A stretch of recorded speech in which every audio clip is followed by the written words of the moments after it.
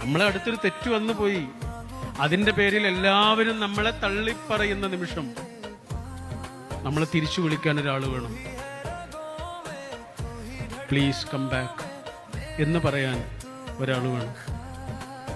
തെറ്റുകാരനായി തന്നെ കയറി ചെല്ലാൻ പറ്റുന്ന കുംഭസാരക്കൂട് പോലെ ഒരു മനുഷ്യൻ വേണം. ആ മനുഷ്യനോടാണ് പഠിച്ചവൻ പറയണത്, എടാ നിങ്ങളെ കൂടെ ഉള്ളതേ വെറൊരു മനുഷ്യനാണ് കേട്ടോ.